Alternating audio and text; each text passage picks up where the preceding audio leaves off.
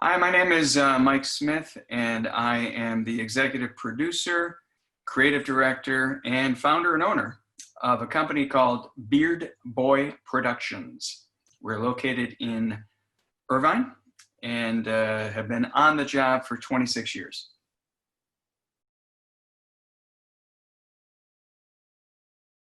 Okay.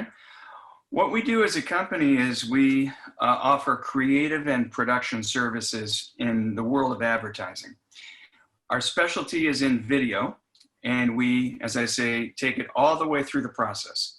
So we begin with strategizing with a client, then we go to creative, and throughout the process we'll do casting, we'll do storyboarding, we'll do music selection, we'll hire the talent, and then we put a crew together and we shoot it on a stage or on location, then carry it through post-production, graphics, and final output. We even cover and offer to our clients what's called digital asset management, which is really nothing more than a capable archiving and collaboration and accessibility product, which enables video content to be, as I say, shared and collaborated with by all members of a client's team. And we've had some good success with that. We've done that with a company called John Deere that makes tractors. We work a lot with Anthem Blue Cross. Over the years, we've worked with Microsoft, Anaheim Angels, Miller Beer, Butterball Turkey, and a whole bunch of medical devices, hospitals, doctor groups, and restaurants. Yeah, I went to school in New York. Got my degree in journalism and broadcasting. And I think the most valuable experiences I had in college were the many internships that I took. I took an internship at the college radio station. I took an internship in the PR department at the college. I also ended up working at a radio station in Buffalo, New York, where I'm from. And I eventually got hired after that internship. So that was a very valuable experience. And I worked for a local TV station, and all of this was for credit until, of course, I was hired by the radio station. And I just happen to think those are the most valuable experiences. It's a real world life. You got to get there on time. You got to be ready to work. You know, you are learning from professionals who are in that world and doing it on a day-to-day basis.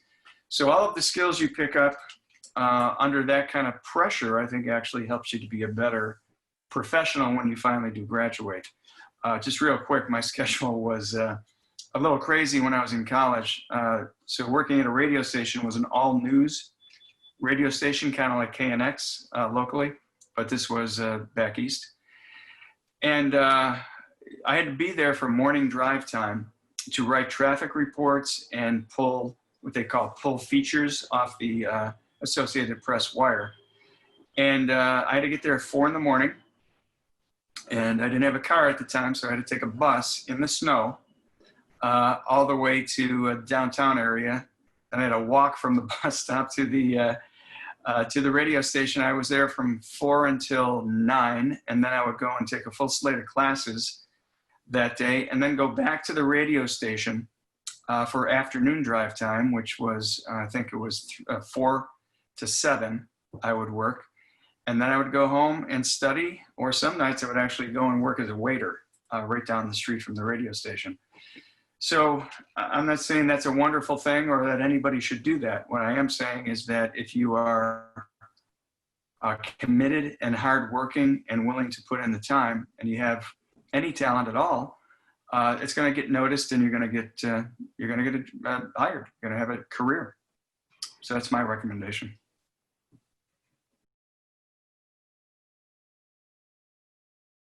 I started talking about the importance of internships, and I still think that that's important.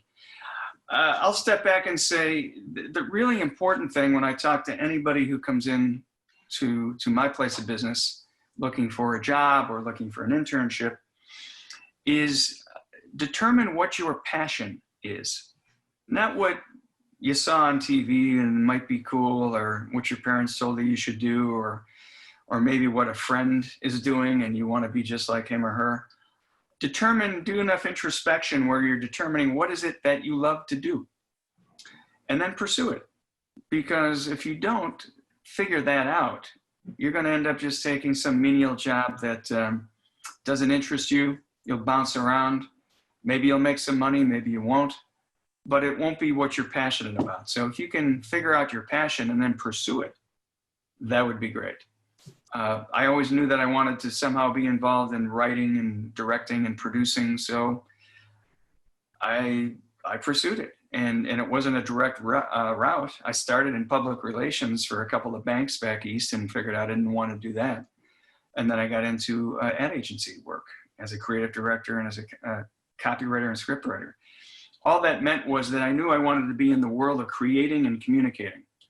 And if you're willing to take some side roads along the way and find out exactly what you like to do and what you don't like to do within that discipline, then you're going to be able to find your way to your passion, which will enable you to have a long, fulfilling career rather than just a job.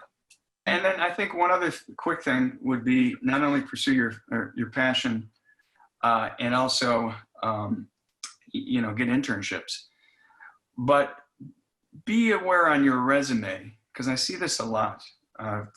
People come in and they show me their resume, and they are fantastically skilled in about 25 different areas of what I would hire them to do. Now, I've been around long enough where I can look at that and say, you can't, I don't say this, I say it in my own mind, you can't possibly be good at all of those things. You can't know how to be in front of the camera, behind the camera, do lighting, set design, direction, HTML coding, creating websites, a copywriter, a scriptwriter, a hairdresser. You'd be amazed at 3D animation, AR and VR. They can't possibly be good at it. I mean, maybe they took a course in one of those things, or it was 1 week in one of the courses they took.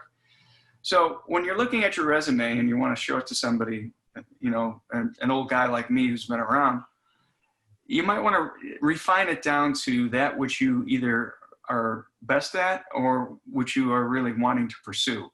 So rather than having 25 skills that you're good at, maybe you've got 3 or 4 or 2 even. And that's what you're looking to get hired to do. And if that's what you like to do as well, then you've won.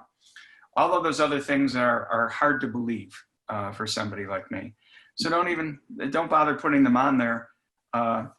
You can certainly put what course you took and what your degree is in, and what your pursuits are and any other skills that you have. I mean, it's interesting to hear some personal skills as well, or that you've taken this course or that course to make yourself a better employee or a better person. But don't go too far with it, and try to keep your resume to a page and a half at the most, if you can.